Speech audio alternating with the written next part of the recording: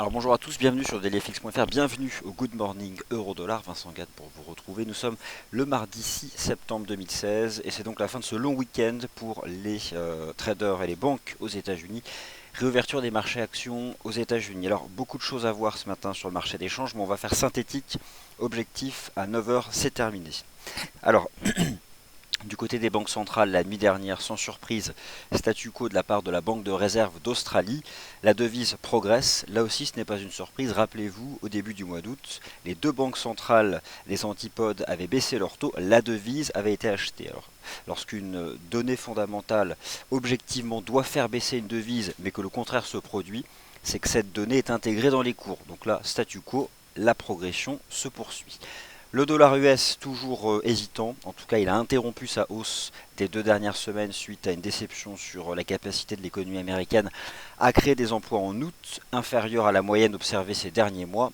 La probabilité implicite selon les contrats futurs négociés à Chicago sur le taux d'intérêt des Fed Funds estime à un peu plus de 30% la probabilité de voir la Réserve fédérale relever ses taux le 21 septembre prochain, ce qu'elle ne fera pas de toute façon. Par contre, le marché se concentrera surtout sur la mise à jour de ses projections macroéconomiques. Et même d'ailleurs la nuit dernière, des membres importants de la Banque du Japon, alors qui elle aussi prendra une décision de taux le 21 septembre prochain, eh bien, ont expliqué qu'ils attendaient justement de voir comment les économistes de la Réserve fédérale, les banquiers centraux de la Réserve fédérale, tous les experts maison envisageaient la suite des événements sur le plan macroéconomique. Allez, on va passer au graphique, mais avant tout, négocier sur marge sur le marché des devises ou via des produits CFD comporte un risque élevé pour la simple et bonne raison que cela peut générer des pertes qui dépassent votre capital de trading. Alors on passe au graphique. Je peux vous montrer tout un tas de graphiques sur le dollar US, vous avez l'habitude de les voir. Euh, bon, pas de nouveauté ni sur l'US Dollar Currency Index que vous pouvez consulter sur TradingView qui est étudié par les traders dans les salles de marché ou encore sur celui du FXCM. Concrètement, on s'est stabilisé. Donc, ce que vous devez retenir de la session asiatique, c'est donc ces déclarations des conseillers donc, de Shinzo Abe à propos du fait que la Banque du Japon attend le positionnement de la réserve fédérale et c'est peut-être ça qui pourrait stopper un peu à court terme la baisse du yen. Pour quelle raison? Parce que ces dernières semaines, le marché s'est mis à spéculer sur une donnée monétaire qui est, et c'est la même spéculation depuis le début de l'année de toute façon, que la Banque du Japon lance des mesures monétaires qui n'ont jamais été engagées par le passé.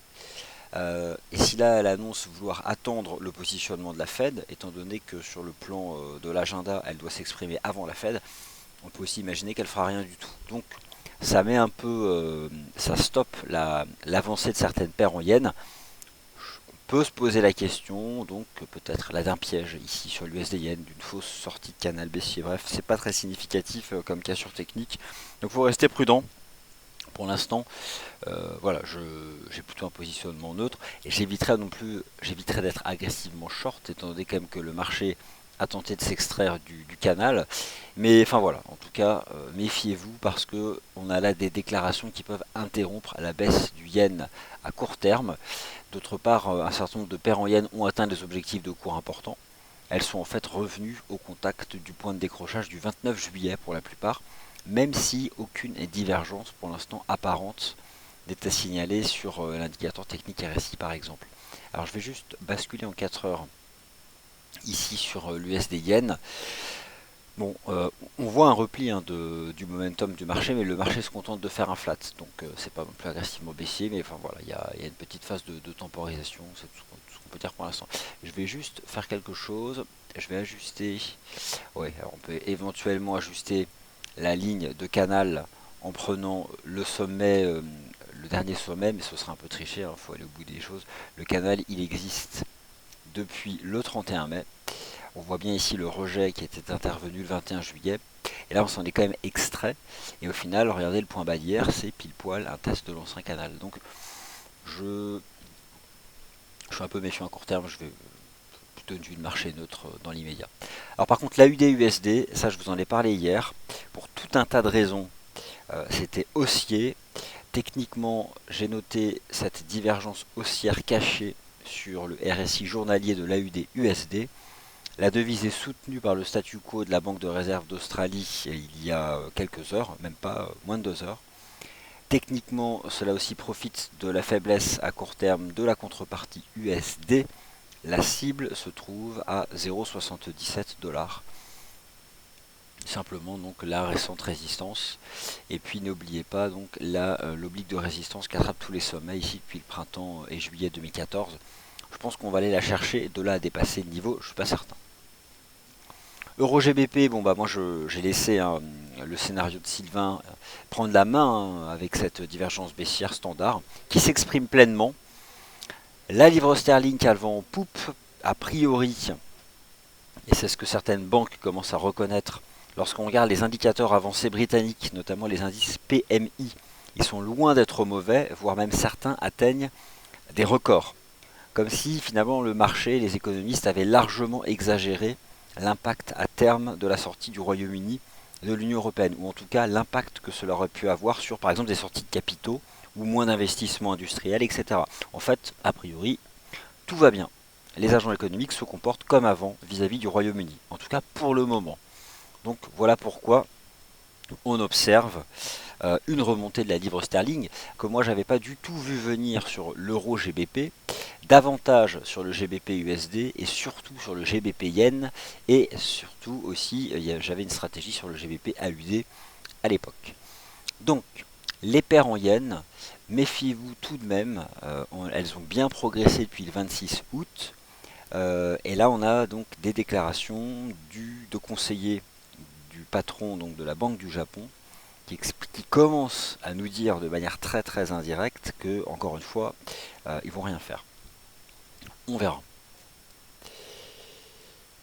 USD-CHF, c'est plus ou moins le contraire de l'euro-dollar, c'est-à-dire que une résistance a été atteinte à 98,43. Depuis le rapport NFP du mois d'août, le dollar US marque le pas, sans pour autant avoir décroché, c'est bien ça qu'il faut avoir en tête. Simplement, la déception a créé un range en lieu et place d'une tendance haussière. Et donc, mécaniquement, sur l'euro-dollar, la déception sur le NFP a créé un range en lieu et place, forcément, d'une tendance négative qui s'est exprimée donc du 19 août au 31 août, d'environ 250 pips. Alors à court terme, il y a un support technique qui se forme, c'est-à-dire que lorsque plusieurs séances se passent et qu'un cours travaille le même prix, on peut considérer que ça devient un support. Et donc c'est le cas pour les 1,1130 $, renforcé ici par la moyenne mobile à 50 jours. De là à l'acheter, franchement, j'éviterais de trop m'y exposer. À tout moment, une bonne statistique américaine peut relancer le dollar US. Et d'ailleurs, justement, aujourd'hui, avec la réouverture des marchés aux États-Unis, des marchés boursiers, c'est le retour de la macroéconomie à 16 heures avec la variation de l'indice de la Réserve fédérale sur les conditions de marché de l'emploi. C'est une sous-composante de l'ISM non manufacturier. Alors en fait, pour être plus précis, l'ISM c'est donc un institut qui édite le PMI. Le PMI, ça c'est un indicateur avancé dans le secteur des services. Et ce PMI dans le secteur des services se décompose en sous-composantes. Et ce qui intéresse le marché, c'est celle qui envisage les conditions à venir du marché du travail. C'est normal puisqu'on vient d'être déçu sur le rapport NFP du mois d'août.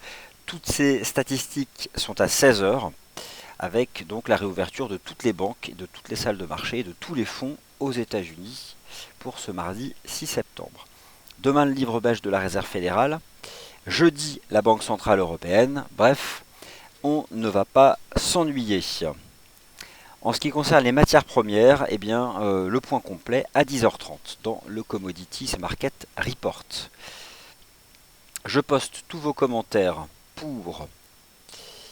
alors, bonjour Vincent, configuration plutôt probable actuelle, le canal m'a l'air de ne pas être bon.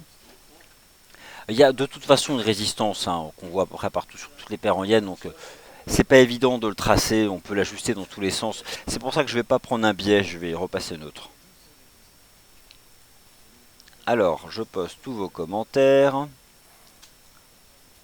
La Banque nationale suisse, elle passe son temps de toute façon. Vous savez, de toutes les banques centrales majeures, celle qui a les taux les plus négatifs, c'est pas la Banque du Japon, c'est bien la Banque nationale suisse. Donc ça, il n'y a pas photo.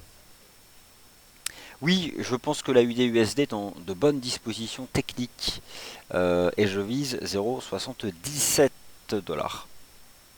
Et Brigitte qui nous salue, et Yoda qui nous salue, Maître Yoda, Raymond est là, et notre Brown Teddy national aussi, à qui je passe le bonjour. Voilà, j'ai répondu à toutes vos questions, il est presque 9 heures, et maintenant c'est à Sylvain, dans 15 minutes, de vous proposer du day trading et du scalping sur le GER30. A tout à l'heure.